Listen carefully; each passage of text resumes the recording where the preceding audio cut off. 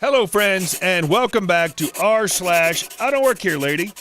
Today we have 3 news stories, and the first about a crazy lady who wanted to sue the store by cheating, but it turned out the other way around. The worst of the 4. I downloaded Reddit just so I could share this with y'all. I'm sorry it took so long, but trust me, I didn't want to leave you guys short. I work in a restaurant not far from my town's Walmart, so I go there frequently before or after my shift as a waitress. My uniform consists of a button-up shirt, black pants, and a brown apron with our names and stars on them. Although it does not say the name of the restaurant, I'd say it'd be hard to confuse me for someone wearing a blue or yellow vest with the Wally World logo on the back. With all my trips to Walmart in my uniform, I've been mistaken for an employee 4 times. Usually it's a short conversation of, "Hey, do you know where I can find blank?" And I respond with, "Sorry, I actually don't work here," and they go about their day with a little more color to their face. Well, the most recent time it happened, the lady was not having it. So let's meet the cast. Me is yours truly, K is your typical Karen, W is Walmart worker, and M is Walmart manager. This occasion happened to be during one of my runs before my shift, so I'm just browsing through the makeup aisle, and I'm squatting down to look at something when K walks up and says, "Can you tell me where the tanning oil is?" I say my regular response, except I add that it's probably in aisle 1 over by the sunscreen, which I knew since I just bought some not too long ago. She just scoffed and says, "Can't you just show me? They aren't paying you to browse the store for yourself." Me: "I'm sorry, but I just told you I don't work here and I'm kind of in a hurry to get to work." K: "Stop lying. You're just too lazy to actually do your job. Besides, you're wearing a uniform." Me: "Yes, I am wearing a uniform for restaurant name.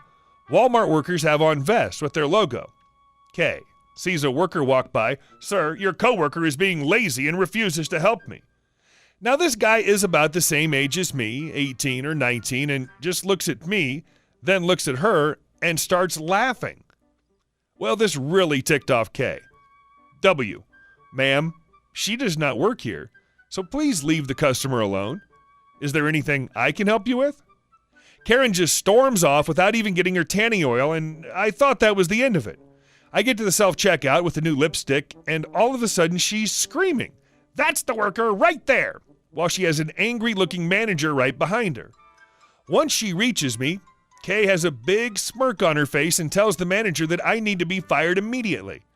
M: "Ma'am, she's not employed here, and never has been. She's not wearing our uniform, so please stop harassing her or I'll have to ask you to leave our store." Karen suddenly fills with rage as she attempts to lunge at me, but I move out of the way and she runs into the kiosk. She starts screaming and bantering about how she's going to sue them and make me pay for her medical bills, even though she won't have more than a bruise. The manager acts panicked and pulls out his phone. M: "I'm so sorry, ma'am. I'll call an ambulance for you. We'll get you to the hospital ASAP." I watch as he smirks at me and dials 911. Though he does not ask for an ambulance, he asks for them to come get Kay for attempting to assault me and for causing a commotion. Kay's still sitting there holding her hip like she'll die if she lets it go and shooting me a look of bullets. The cops show up and she demands that I be arrested for assault because I shoved her into the kiosk. The cops want to see the security footage, so M brings them back to watch the tapes. While I'm waiting, I take the chance to call my manager and tell him I'll be late to work, and Karen overhears me saying it. She starts yelling about how I need to give it up and that she had caught me. A few minutes later, the cops and M come out to ask me if I want to press charges. I say yes, and he handcuffs her and brings her out of the store. M profusely apologizes and gives me a gift card and her personal info just in case I need to get a hold of her. Karen and I will be seeing each other in court on June 5th. Threatened to be fired from a job I had just quit. So a little over a year ago, I'd started college at a university 1 town over from where I lived. I decided to move into the dorms to experience the full college life, and as I had no car to drive back home, I had to quit a retail job that I'd had for about a year and a half and turn down a manager position I was just offered. The town I go to college in is a pretty small place, with the only thing going on being the university. So there were no clothing stores or entertainment places.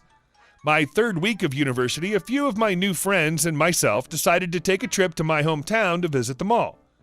The store I used to work at was one of those very teen-centric fashion stores that had no sizes to fit my 6'3", 275-pound stature, but I decided to drop by and say hey to my past coworkers. My friends decide to look around the store, so I stay and started to look for a gift for my girlfriend. The mall pretty much prevented security from kicking people out and only did it as a last option, so it's usually up to the stores themselves to deal with crazy customers. About 10 minutes later, a small Hispanic woman came up and asked if I could open a changing room for her daughter. I politely told her that I did not work there and continued to browse some hoodies.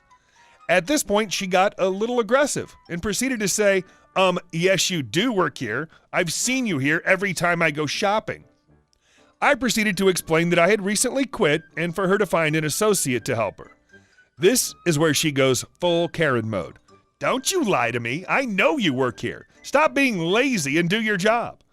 After working in retail so long, I was tired of putting up with rude customers and practically jumped at the chance to let this lady have it.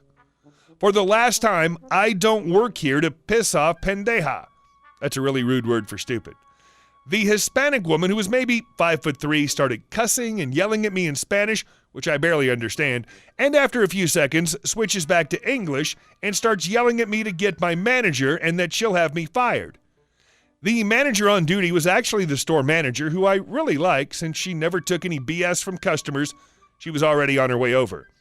The woman who realized it was the manager started cussing in Spanish again, and at this point the store manager politely told her to leave immediately in Spanish.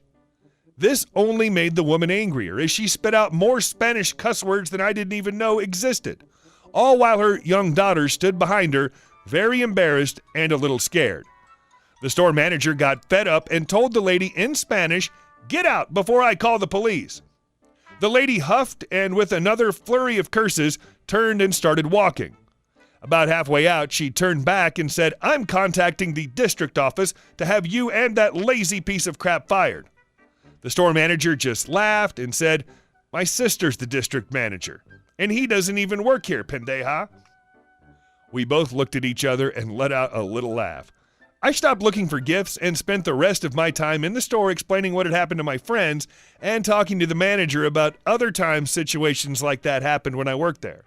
Overall, I don't miss retail one bit, but I do miss the people I worked with, especially the store manager. She always had my back, even as a customer. Lady wants me to ring up her groceries at a Dunkin Donuts. So for some context, I work at a Dunkin Donuts in my neighborhood. It's incredibly small and is also located inside of a 7-Eleven convenience store, meaning that people sometimes get confused. There have been multiple occasions of people coming up to the counter and asking to pay for some toy or chocolate bar, only for me or a coworker to tell them that this is a Dunkin Donuts. The register for 7-Eleven is over there. Most of the customers who do this are really nice and understanding, but realize their mistake and go over and pay where they're supposed to. But this post is not about that. This happened only 4 hours before I wrote this, so all of this is still fresh in my mind. Anyways, I'm going to stop rambling and get on with the story. I was about 2.5 hours into my 5-hour shift. I just finished a large order for a well-known customer and had just begun to clean up the mess made from that order. While I was cleaning, I did not take a look at the counter to see if there was a customer, and I didn't realize someone was there until I heard a scoff. I turned around and I found our star attraction. We'll call her Susan, because I'm a rebel and screw Karen. Susan was waiting there, clearly annoyed while looking at her phone. I got up from cleaning and I welcomed her and asked her what I could get her. To my surprise, Susan pulls out 2 cartons of milk, 3 bags of party-sized chips, a dozen cans of Coca-Cola, 1 bottle of ketchup, and about 4 more items and put them on the counter. Keep in mind, the main counter is fairly small, so she basically took up all of the room with her groceries. I looked up at her. She looked at me, and then she said, "Why are you standing there? Ring me up. I have to go home and make dinner." I stood there and processed the situation for a bit. Then I came out with the words, "Oh, sorry, this isn't the 7-Eleven register. This is a Dunkin Donuts. The register for 7-Eleven is over there." And I pointed to the register. She looks, doesn't even glance up from her cell phone, instead muttering the phrase, "I don't want to carry this over there. Why don't you just ring it up? You're right here." At this point, I was getting a bit frustrated as a line began to form behind her, and I needed to get to actual customers. "I can't ring these up, ma'am. These machines don't register the items you have. If you'd like, I can help you carry them over to the register." She looked at me with a death glare and then yelled, "That's BS. You work inside of a 7-Eleven, so of course this system is the same as the one over there, meaning you can ring me up. Stop being lazy and do it." Then everything clicked. She thought that the 7-Eleven owned the Dunkin Donuts and that I still rung up because they used the same system. So I fired back, "Ma'am, I do not work for the 7-Eleven over there. I was hired by a different company and I'm under a different contract. We also have a different system than the store over there, so I can't ring you up." Susan is getting angrier, and we begin to attract a crowd, including the cashier, who yells over to her, "Hey, I can take you right over here." "Don't tell me what to do. He has to ring me up because I'm not moving all of these over there. Your coworker is being incredibly lazy and shouldn't even work here. Let me speak to your manager." How predictable. Now, the funny thing about the cashier is that she is a manager in training and was the only person working at the time, so technically, she was the manager. Cashier yells back, "I am the manager, and I can tell you that he doesn't work for me or 7-Eleven. I'm going to have to ask you to leave and to stop harassing other employees." Susan was seething, but gave up and left, and just as she left, she shouted, "Well, I guess my family's going to starve tonight. Thanks." Once she left, the cashier came over to me and helped me move all the groceries she left back to their aisles. I didn't see her for the rest of the day, and honestly, I hope that I never see her again and that she learned a lesson. She probably won't. Hey guys, thank you all for watching to the end, and I'll see you in the next one.